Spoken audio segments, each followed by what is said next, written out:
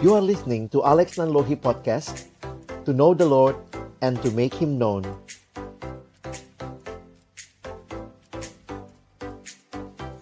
Mari saudara kita berdoa sebelum membaca merenungkan firman-Nya. Kami datang dalam ucapan syukur di hari perhentian yang Kau berikan kepada kami. Terima kasih untuk kesempatan kami datang memuji memuliakan nama-Mu ya Tuhan.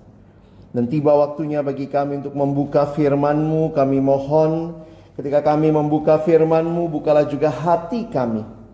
Jadikanlah hati kami seperti tanah yang baik, supaya ketika benih firman-Mu ditaburkan, boleh sungguh-sungguh berakar, bertumbuh, dan juga berbuah nyata di dalam hidup kami. Berkati baik hamba-Mu yang menyampaikan, semua kami yang mendengar. Tuhan tolonglah, agar kami bukan hanya jadi pendengar-pendengar firman yang setia, tapi mampukan dengan kuasa pertolongan dari Roh-Mu yang kudus, kami dimampukan menjadi pelaku-pelaku firman-Mu di dalam kehidupan kami, di dalam keseharian kami. Bersabdalah ya Tuhan, kami umat-Mu sedia mendengarnya.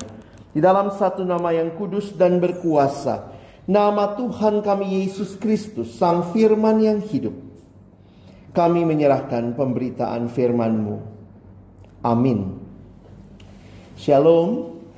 Selamat pagi Bapak Ibu Saudara yang dikasihi dalam Tuhan Yesus Kristus. Saya bersyukur kepada Tuhan untuk kesempatan yang diberikan dalam pelayanan hari ini dan juga berjumpa dengan jemaat Tuhan di tempat ini.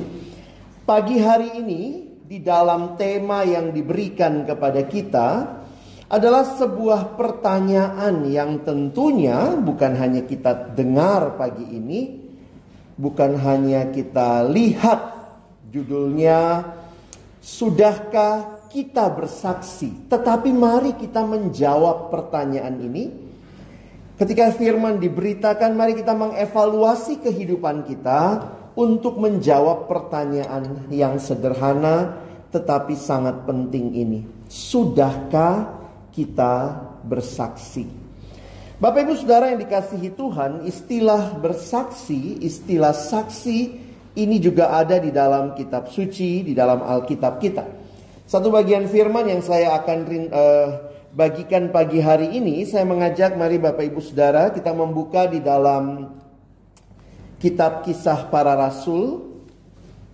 Yang punya Alkitab boleh dibuka, kalau tidak saya sudah tuliskan ayatnya. Kita akan membaca ayat 4 sampai dengan ayat yang ke-8. Kisah Rasul pasal yang pertama ayat 4 sampai dengan ayat yang ke-8. Kalau Bapak Ibu Saudara memperhatikan, ini adalah bagian sesudah Yesus bangkit. Maka 40 hari Yesus menampakkan diri kepada murid-muridnya. Dan sebelum dia naik ke sorga, inilah percakapan yang terjadi, yang dicatat oleh Dr. Lukas di awal kitab Kisah Para Rasul. Ya, mari saudara kita membaca bergantian. Saya baca ayat 4, saudara baca ayat yang ke-5, kita bergantian sampai dengan ayat yang ke-8. Pada suatu hari ketika ia makan bersama-sama dengan mereka, ia melarang mereka meninggalkan Yerusalem dan menyuruh mereka tinggal di situ menantikan janji Bapa yang demikian katanya. Telah kamu dengar daripadaku, sebab Yohanes membaptis dengan air, tetapi tidak lama lagi kamu akan dibaptis dengan Roh Kudus. Maka bertanyalah mereka yang berkumpul di situ, Tuhan, maukah Engkau pada masa ini memulihkan kerajaan bagi Israel? Jawabnya, Engkau tidak perlu mengetahui masa dan waktu yang ditetapkan Bapa sendiri menurut kuasanya. Saya ajak kita baca sama-sama ayat 8. Tetapi kamu akan menerima kuasa kalau Roh Kudus turun ke atas kamu, dan kamu akan menjadi saksiku di Yerusalem dan di seluruh Yudea dan Samaria dan sampai ke ujung bumi. Berbahagialah kita yang bukan hanya membaca firman-Nya tetapi juga melakukannya dan bahkan membagikannya.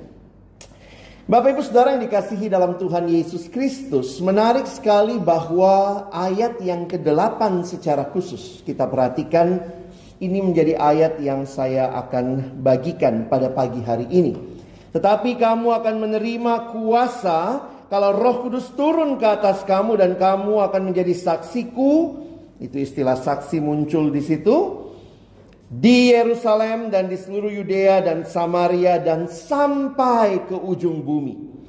Saudara yang dikasihi dalam Tuhan Yesus Kristus, kata saksi yang muncul di pasal 1 ayat 8 ini, sebenarnya dalam bahasa Yunani ini disebut dengan istilah martureo. Dari kata itulah kita dapat istilah martir.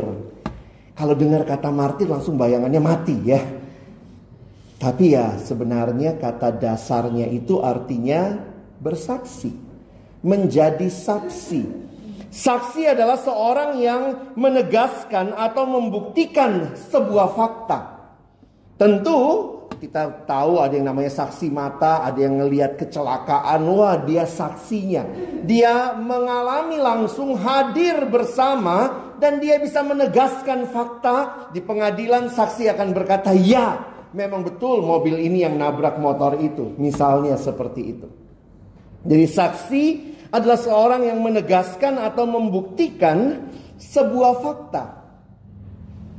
Dan menarik sekali, murid-murid Yesus disebut sebagai saksi-saksinya. Untuk menjadi saksi yang efektif bagi Kristus, seseorang harus memiliki pengetahuan yang langsung berasal darinya. Saudara tidak bisa menyaksikan sesuatu yang saudara tidak kenal, tidak alami. Nah memang jadi pertanyaan, bagaimana kita jadi saksi? Adakah Bapak Ibu yang sudah lahir dari 2000 tahun yang lalu? Sehingga bisa ngomong, saya lihat Yesus loh, saya lihat langsung loh Pak. Waktu itu saya ketemu, salaman begitu ya. Nah bagaimana kita bisa bicara kita jadi saksi di dalam masa kini? Nah saya ingin mengajak kita sama-sama melihat. Ada 4 bagian yang saya ingin ajak kita pikirkan. 4 pertanyaan saya buat lagi begitu ya. Untuk kita sama-sama membawa tema ini. Kita akan mulai dengan bertanya, siapakah saksi itu?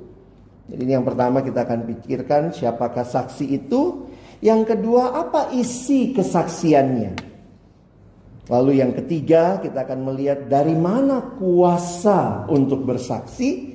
Dan yang terakhir kita akan melihat di mana kita bersaksi. Ya, jadi 4 pertanyaan menolong kita menggali ayat yang singkat ini. Mari kita lihat yang pertama. Saudara, yang pertama adalah siapakah saksi?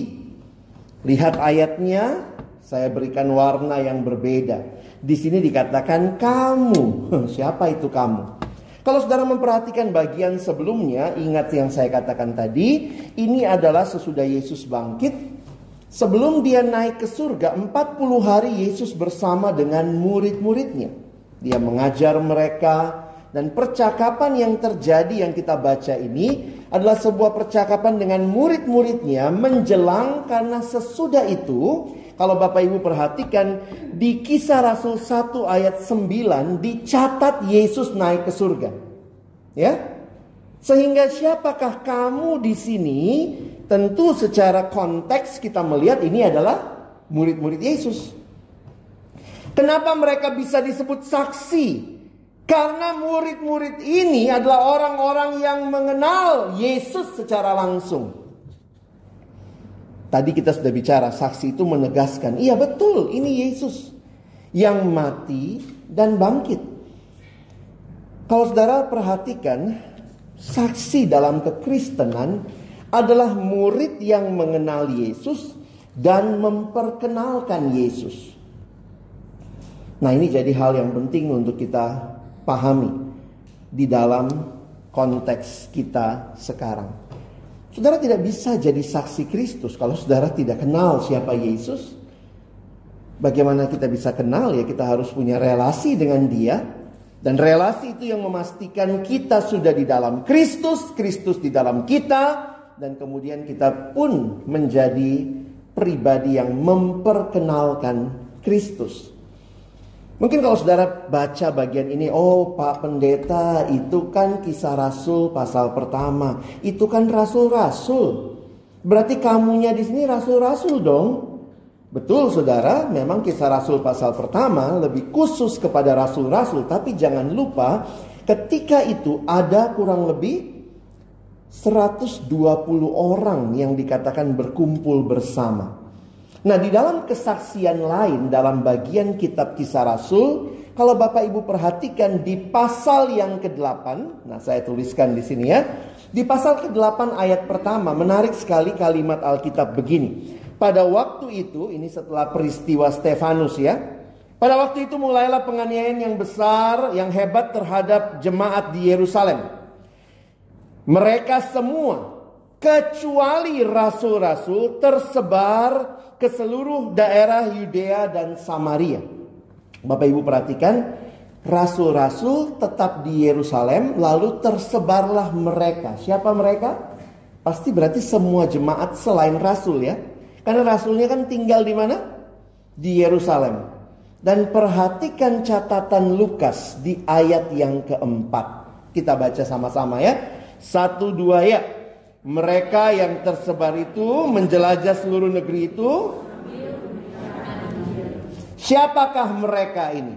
Bukan rasul, saudara. Karena itu kalau kita bicara bahwa yang jadi pemberita Injil, yang bersaksi itu tugasnya pendeta, hamba Tuhan, cuantaunya. Saya mah jemaat biasa, bukan bagian saya. Tidak. Kesaksian kitab Kisah Para Rasul bahkan menegaskan kepada kita bahwa orang-orang yang tersebar itu, yaitu mereka jemaat yang bukan rasul, bahkan mereka pun tersebar dan memberitakan Injil, menjadi saksi Allah. Sehingga kalau kita menjawab pertanyaan tadi, siapakah saksi? Adalah setiap kita yang sampai hari ini juga, saudara dan saya, yang sudah mengenal Yesus, yang di dalamnya kita boleh mengalami perjumpaan pribadi. Mungkin Bapak Ibu Saudara bilang, Pak, saya tidak hadir 2000 tahun yang lalu. Tapi jangan lupa, kehadiran Roh Kudus dalam hati kita membawa kita ke dalam pengalaman dipersatukan dengan Kristus. Ini unik. Apakah Bapak Ibu hadir di dekat salib 2000 tahun yang lalu? Siapa yang membawa kita bisa tahu peristiwa salib itu? Tentu waktu kita baca firman, tentu ketika Roh Kudus bekerja, maka kita mengalami perjumpaan dengan Kristus yang melampaui waktu. Sehingga kita bisa jadi saksi, bisa. Kita bisa disebut saksi, bisa. Karena kita telah mengalami perjumpaan pribadi dengan Kristus melalui firman dan Roh Kudus. Dan itu membawa kita yang sudah mengenal Yesus, kita dipanggil memperkenalkan Yesus. Jadi saksi itu pagi ini saya tegaskan, bukan hanya hamba Tuhan, bukan hanya majelis. Semua orang percaya adalah saksi. Bahkan kalau dia masih sekolah minggu, dia juga saksi Kristus yang sudah mengalami hidup yang dibaharui oleh Kristus. Jadi kalau lihat saksi Allah dalam dunia, kira-kira gambarnya begini Bapak Ibu ya. Dengan semua profesi. Atau ada ibu rumah tangga nggak di situ ya. Ada pensiunan, ada Bapak Ibu yang sudah tua, yang senior. Saya pikir semua kita. Jangan pikir kalau saksi itu semua jajaran pendeta hamba Tuhan ya. Pakai stola, pakai kolar seperti saya. Oh itu saksi. Saya mah enggak ya. Ada yang bilang sama saya, oh Bapak kan hamba Tuhan Pak. Kalau kami ini mah cuma hamba uang. Mentang-mentang kamu pengusaha kok jadi hamba uang? Enggak, saudara juga hamba Tuhan. Hamba Tuhan itu melekat kepada diri setiap orang yang sudah dibayar lunas oleh Kristus. Kalau kita dibeli oleh Dia, maka kita adalah hambanya, kita miliknya. Jangan mempertuhankan hal yang lain.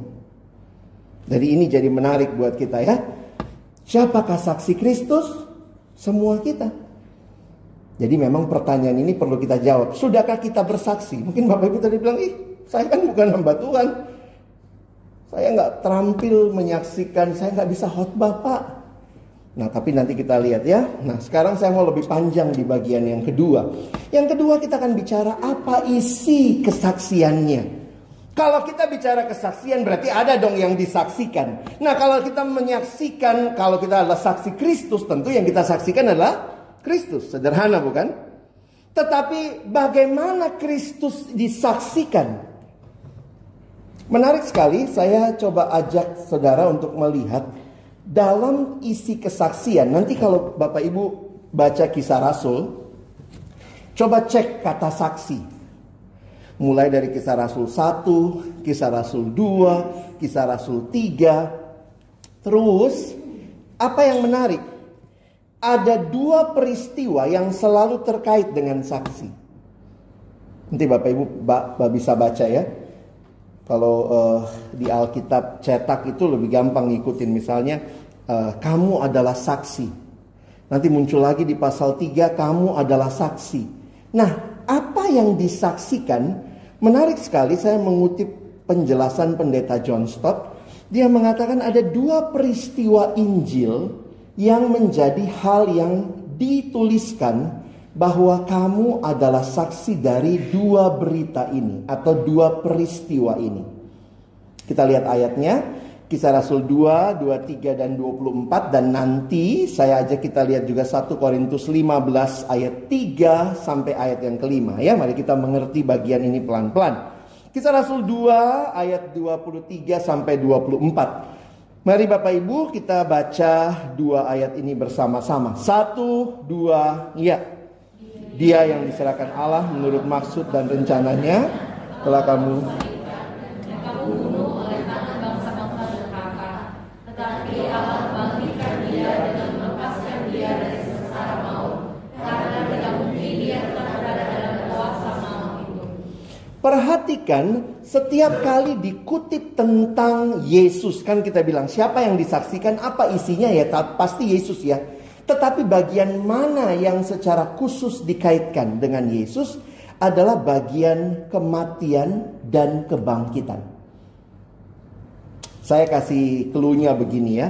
Kalau Bapak Ibu bilang pemberitaan Injil, apanya yang kita beritakan? Yesusnya kan? Nah, Yesusnya bagian mananya? Apakah kita akan ceritakan mulai dari dia lahir, dia besar, dia pelayanan. Nah, di dalam clue yang kita dapat dari Alkitab, sebenarnya semua itu penting. Tentu Yesus penting dari dia lahir ya sampai dia mati. Tetapi fokus berita Injil adalah kepada Yesus yang mati dan bangkit. Kenapa? Karena kalau cuma diceritakan bagaimana dia lahirnya, dia mengajarnya, maaf, tokoh agama lain juga lakukan itu ya. Nabi M lakukan itu, Buddha melakukan itu. Jadi kita bisa lihat kalau cuma yang dikutip adalah ajarannya, oke. Tapi peristiwa yang unik adalah kematian dan kebangkitan Kristus. Unik ini ya. Perhatikan kalimat Paulus di 1 Korintus 15 ayat 3. Sebab yang sangat penting telah kusampaikan kepadamu. Apa itu yang sangat penting? Yaitu apa yang telah kuterima sendiri. Ialah bahwa Kristus telah mati karena dosa-dosa kita sesuai dengan kitab suci. Bahwa ia telah dikuburkan. Dan bahwa ia telah dibangkitkan pada hari yang ketiga sesuai dengan kitab suci. Bahwa ia telah menampakkan diri kepada Kefas. Dan kemudian kepada ke-12 muridnya. Saudara yang dikasihi Tuhan, fokus yang diberitakan adalah Yesus yang mati dan bangkit. Karena itu kalau Bapak Ibu belajar metode-metode penginjilan, mungkin gereja pernah lakukan training penginjilan, maka hampir semua training penginjilan fokusnya kepada Yesus yang mati dan bangkit. Kalau kita diminta menyampaikan Injil 2 menit, cuma dapat kesempatan 2 menit, kita mau ceritain mananya? Yesus menyembuhkan atau Yesus mati dan bangkit?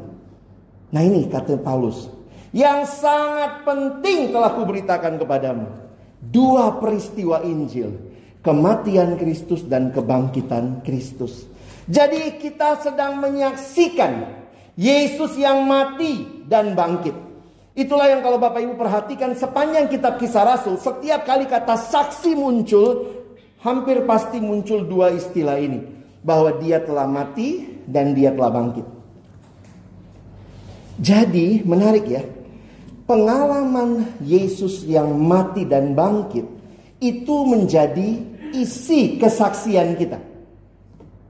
Jadi mungkin Bapak Ibu nanya, oh kalau saya bersaksi Pak Pendeta, berarti saya mesti ngomong, saya percaya pada Yesus yang mati dan bangkit. Bagaimana hal ini kita saksikan? Apakah kita harus jadi pemberita Injil yang bicara khotbah? Saya melihat ada perspektif lain yang Paulus berikan. Kita lihat ayat ini ya. Nah, di dalam Roma pasal 6, saya coba jelaskan sebentar ayat ini. Paulus bicara, siapa yang mati? Yesus mati, Yesus bangkit ya. Sekarang perhatikan. Karena kita tahu bahwa Kristus sesudah ia bangkit dari antara orang mati, tidak mati lagi. Maut tidak berkuasa lagi atas dia. Sampai situ jelas? Lihat ayat 10. Sebab kematiannya adalah kematian terhadap dosa. Satu kali untuk selama-lamanya. Dan setelah Yesus mati dia ngapain? Bangkit. Karena dia bangkit dia hidup. Maka kehidupannya adalah kehidupan bagi Allah. Yesus mati bagi dosa, terhadap dosa, hidup bagi Allah. Mati, bangkit. Mati terhadap dosa, bangkit hidup bagi Allah. Jelas ya? Sekarang lihat, Paulus tarik kesimpulan. Kalau Bapak Ibu percaya pada Yesus yang mati dan bangkit, apa hubungannya dengan hidup kita? Lihat kalimatnya. Demikianlah hendaknya, ini persis ayat di bawahnya, tadi 9, 10, sekarang 11. Demikianlah hendaknya kamu memandangnya, bahwa kamu telah mati bagi dosa, dan kamu juga bangkit kan? Kan kita percaya pada Kristus yang mati dan bangkit.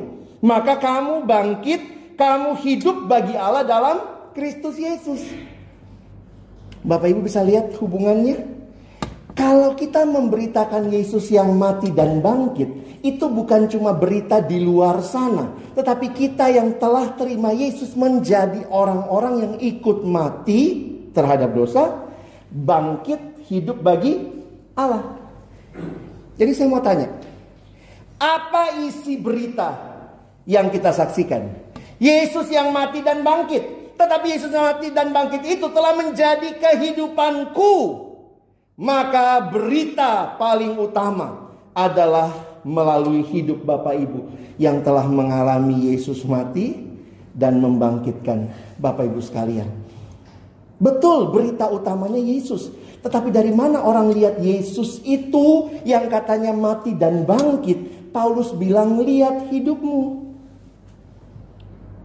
Ketika hidup saudara dan saya telah mengalami hidup yang baru. Dulu cinta diri, titiriri, mati-matian buat diri sendiri.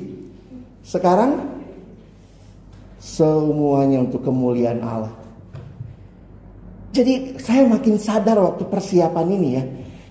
Seringkali kita pikir Yesus itu sesuatu yang kita jadikan objek untuk kita beritakan. Wah, ini Yesus loh, ini Yesus loh.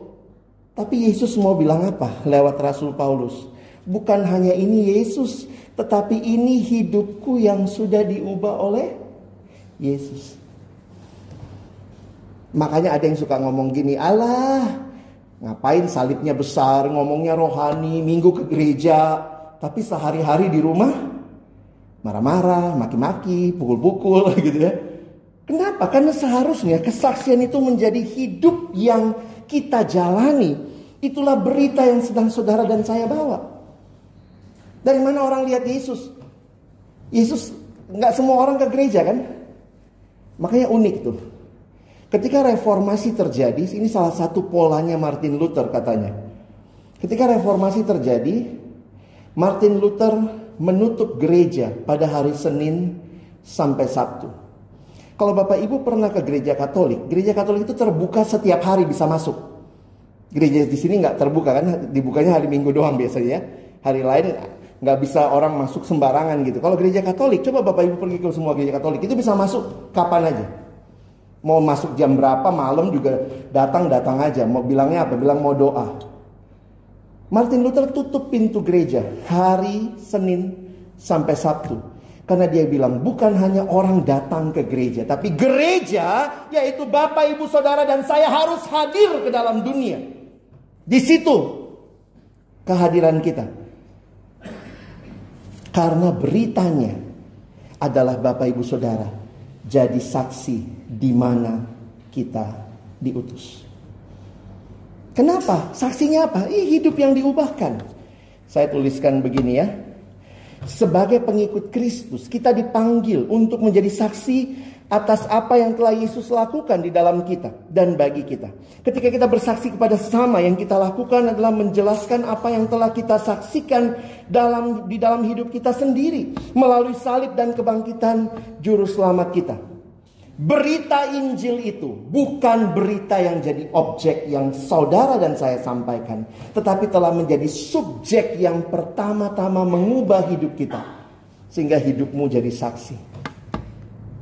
Saudara, melalui perkataan, melalui perbuatan, gospel, witness, evangelism in word and deed, di dalam perkataan dan juga perbuatan.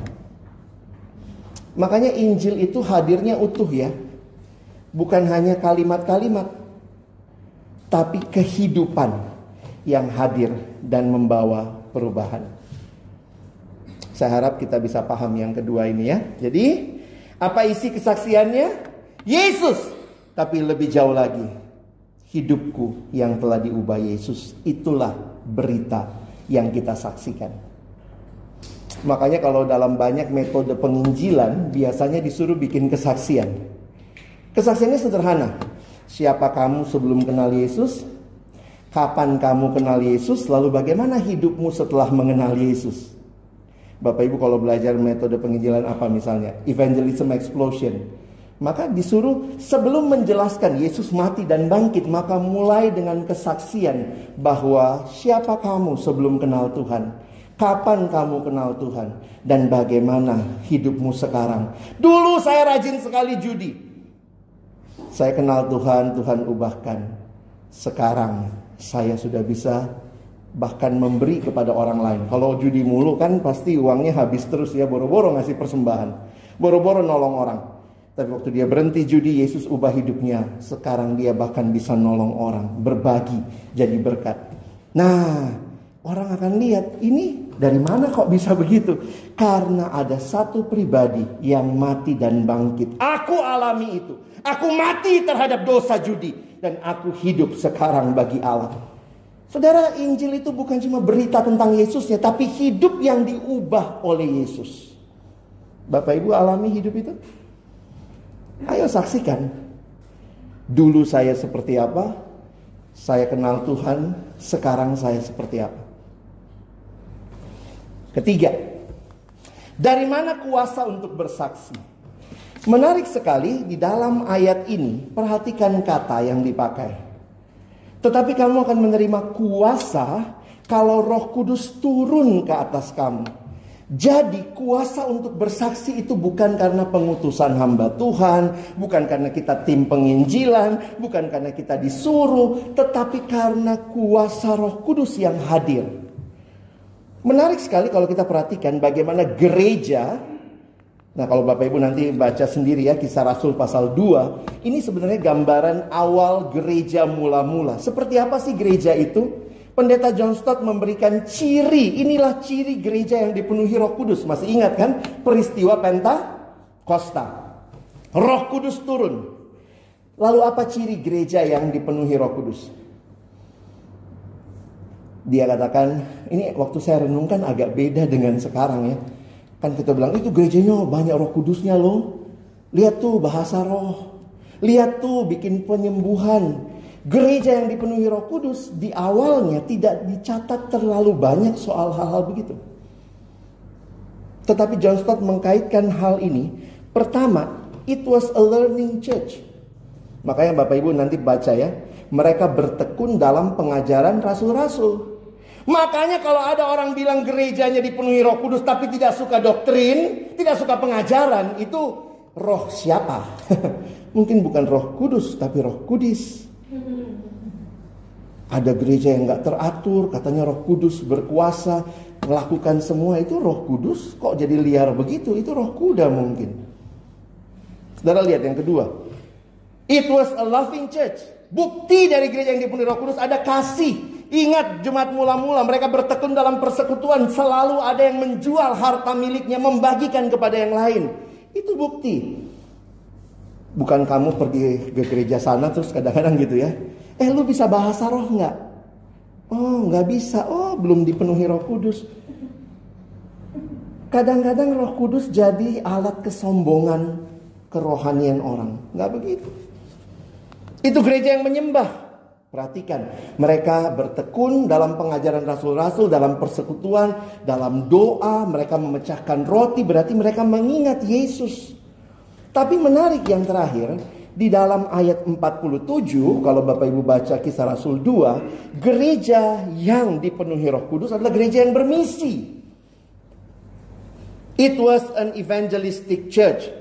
Kenapa? Karena Roh Kudus itu roh misi. Lihat ayatnya ya, kita baca Kisah Rasul, Yohanes pasal yang ke-15. Mari Bapak Ibu kita baca dua ayat ini ya, 26, 27. 1, 2 ya. Jikalau penghibur yang akan putus dari ini kebenaran yang keluar dari Bapa, ia akan bersaksi tentang aku. Tetapi kamu dan Roh Kudus itu roh yang bersaksi. Jadi kalau orang yang dipenuhi Roh Kudus lalu sibuk dengan dirinya, sibuk menyombongkan diri, aku dong bisa bahasa roh, aku dong luar biasa karunia-Nya, aku dong, aku, yang dia saksikan dirinya, itu kok beda ya sama Alkitab ya. Roh Kudus buktinya apa? Kehadirannya. Ada orang-orang yang didorong untuk bersaksi. Makanya saya kadang pergi ke gereja yang tenang seperti gereja saudara gitu ya. Tenang. Pertanyaannya, ada Roh Kudus nggak di sini? Ada. Kok tenang? Karena kita bayangannya apa? Kalau Roh Kudus ada, harus heboh, harus meriah. Itu Roh Kudus. Kadang-kadang saya mikir gitu ya. Bukan berarti saya menolak kalau orang menikmati sukacita seperti itu. Tapi bukti yang lebih utama adalah apakah ada hidup yang bersaksi. Itu ciri dipenuhi Roh Kudus. Bukan masalah karunia roh. Tetapi masalahnya adalah buah roh. Orang yang makin sabar, makin mengasihi, makin remah lembut, makin ramah sama satu sama yang lain. Jadi kalau di sana iri-irian, ya kadang orang Kristen gitu ya, lihat gereja lain gitu, gereja lu kurang Roh Kudus. Yang satu bilang daripada lu kebanyakan. Ini memang susah kita ini ya. Aduh. Mari kita tidak saling menghakimi, tapi menghidupi apa artinya dipenuhi Roh Kudus. Makin menyembah Tuhan, makin mengasihi, makin peduli dengan sesama, makin hidup bersaksi, itu namanya dipenuhi Roh Kudus. Seorang bishop namanya, ini dia, Bapak William Temple.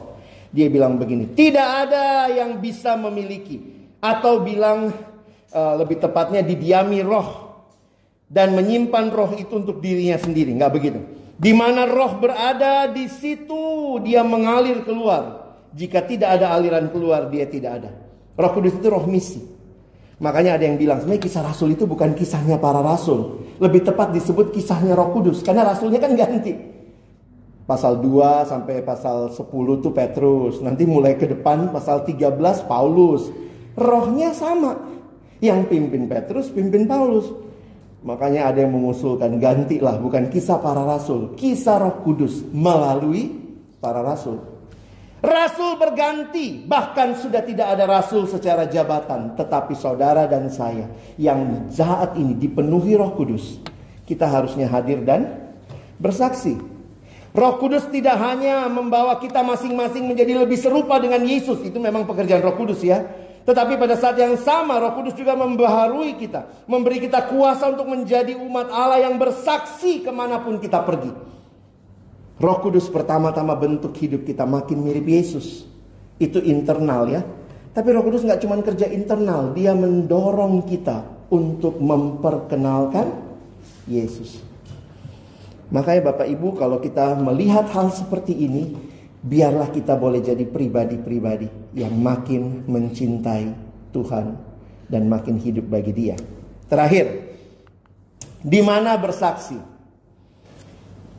Waduh, Bapak Ibu mesti ke Yerusalem ini ya. Ke tanah suci katanya. Kalimat Yesus di Yerusalem, di seluruh Yudea dan Samaria dan sampai ke ujung bumi. Puji Tuhan bahwa ini kan buat para rasul. Jadi memang mereka waktu itu di mana? Di Yerusalem. Bapak Ibu coba lihat, Yerusalem itu nama apa? Nama kota. Yerusalem terletak di provinsi apa? Provinsi Yudea. Provinsi tetangganya apa? Samaria. Sampai ke ujung bumi. Jadi Yesus sangat aware. GPS-nya jalan nih Yesus ya. Kamu jadi saksi di mana? Jangan mulai begitu pulang gereja saya mau jadi saksi Pak di Afrika. Tunggu dulu. Di kamarmu ada istri, ada suami, di rumah tanggamu. Di mana Yerusalem saudara? Jangan jauh-jauh dulu ke Afrika lah. Pak, saya terpanggil Tuhan nih, mau jadi misionaris ke suku pedalaman Papua. Ya mungkin itu Tuhan bisa genapkan ke depan. Tapi mulai dari mana? Di mana Yerusalemmu? Saudara lihat ya. Ini Yerusalem di sini nih. Kelihatan nggak ya? Ya, Bapak Ibu lihatlah. Yerusalem itu nama kota. Ada di provinsi Yudea. Provinsi tetangganya namanya Samaria. Di mana ujung bumi? Aduh. Di mana ujung bumi ya? Menurut para penafsir Alkitab, kitab Kisah Rasul ini kan bermula di Yerusalem, Kisah Rasul 2, berakhir di Kisah Rasul 28. Nah, pada waktu itu, peta waktu itu memang ujungnya adalah Roma. Lihat nggak? Ujung buminya itu Roma ya. Lihat Yerusalem paling kiri bawah, kanan bawah. Roma yang kayak sepatu bola itu paling kiri atas. Jadi beberapa penafsir mengatakan ujung bumi yang dimaksud oleh Lukas yang dia catat dari kalimat Yesus dimengerti dalam konteks waktu itu. Kitab Kisah Rasul pasal 28 itu Injil sampai di mana? Nanti Bapak Ibu lihat di rumah ya. Kisah Rasul 28 itu sampai di Roma. Kisah Rasul 2 Injil di mana? Di Yerusalem. Kisah Rasul 8 Injil di mana? Samaria. Sampai ke ujung bumi. Nah, kita sekarang nggak bicara geografis ya. Tapi ini kita bicara mulai dari tempat yang paling dekat. Makanya ada penafsiran kita bilang, di mana ujung bumi? Tepat di mana kakimu berdiri. Di situ ujung bumimu. Bapak Ibu jadi saksi mulai dari mana? Dari tempat di mana kita hadir. Makanya penafsir lain bilang begini, sampai ke ujung bumi, ungkapan ini menandakan pewartaan Injil kepada semua orang dimanapun mereka berada. Dulu yang datang misionaris dari luar ke Indonesia ya. Sekarang Indonesia udah mulai kirim misionaris ya. Dulu misi itu from the west to the rest. Sekarang misi itu apa? From everywhere to everywhere. Makin menggenapkan Kisah Rasul ini. Mulai dari Yerusalem kemanapun. Di mana hadir? Ya di mana orang membutuhkan Injil. Bahkan buat generasi muda. Ini gak banyak yang terlalu muda ya. Tapi yang muda-muda, di mana duniamu? Saya mikir gitu. Yesus bilang, jadilah terang dunia. Anak sekarang ini dunianya nih. Dunia maya. Makanya posting yang bagus ya. Anak remaja posting gitu. Cuman kalimatnya. Saya bingung ini sekolah tinggi-tinggi kok cuma bisa beberapa huruf A, R, G, H, A gitu ya. Ya sekolah tinggi-tinggi postingan lu cuma berapa huruf. Atau postingannya bete panjang. Udah tulis gitu bete, captionnya atau fitnya hitam. Wih, anak sekarang kan butuh healing. Ya ampun, lu sakit apa gitu ya. Termasuk media sosialmu jadi duniamu ya. Garami dan terangi itu. Jadi jangan cuma senang, wah saya banyak follower kok, saya banyak follower kak. Masalahnya kamu ajak mereka follow siapa? Follow you or follow Christ? Mari jadi saksi juga di medsos kita ya. Saya lihat medsos gereja juga lumayan bagus ya. Terus ada update-nya, ada kutipan-kutipan khotbah. Saya pikir itu harusnya kita jadikan sesuatu yang Bapak Ibu di-share ya, share ulang ya. Jangan cuma share foto kemarin reuni, ketemu CLBK, cinta lama bersemi kembali gitu ya. Jangan saudara ya. Medsos-medsos juga dipenuhi dengan kesaksian tentang Allah berkarya dalam hidup kita. Sehingga pada akhirnya, saya rindu Bapak Ibu Saudara, mulai dari yang belajar, mari jadi berkat, jadi saksi dalam engkau studi. Yang bergaul, jadi saksi dalam pergaulanmu. Kalau sedang meniti pekerjaan cinta juga ya, mari jadi saksi. Apa artinya berpacaran secara Kristiani? Kalau sudah bekerja, maka dalam pekerjaan juga jadi saksi di situ. Dalam apa? Dalam perkataan, perbuatan. Kita siap memberitakan Yesus yang mati dan bangkit. Tapi sebelum sampai ke berita itu, jangan-jangan hidup kita pertama-tama harus mati terhadap dosa, hidup bagi Allah. Sehingga waktu kita bicara tentang Yesus mati dan bangkit, orang bisa lihat, yes, kamu bukan hanya ngomong teori, tapi saya sudah lihat hidupmu. Hidupmu betul-betul menunjukkan Yesus yang sudah mati. Berarti kamu mati terhadap dosa, dan Yesus yang sudah bangkit, dan saya lihat hidupmu, engkau hidup bagi Allah. Sehingga juga saya harap rumah tangga kita ya, Bapak Ibu Saudara, jadi rumah tangga yang bersaksi. Mari kita pulang dengan membawa dan menjawab pertanyaan ini. Bukan menjawabnya ke saya Pak Pendeta, ke Pak Yunus, bukan. Jawablah kepada Tuhan. Sudahkah kita bersaksi? Kita adalah saksi. Beritanya adalah Yesus yang telah mengubah hidup kita. Kuasanya dari Roh Kudus. Dan karena itu, jadilah saksi dimanapun Bapak Ibu Saudara hadir. Tuhan memberkati kita semua. Amin. Mari berdoa. Tuhan, terima kasih buat firman-Mu.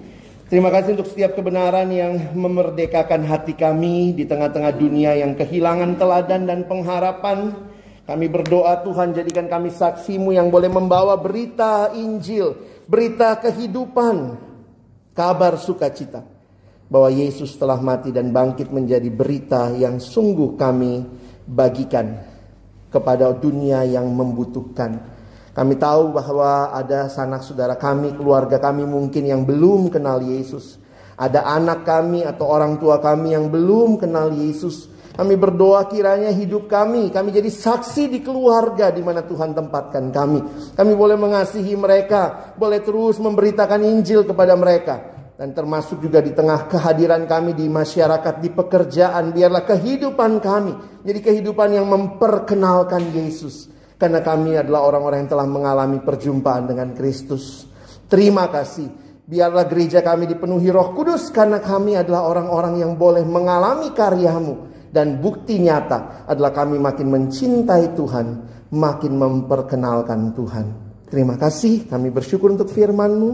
Tolong kami bukan cuma jadi pendengar, tapi jadi pelaku-pelaku firman-Mu. Dalam nama Yesus kami bersyukur. Kami berdoa. Amin.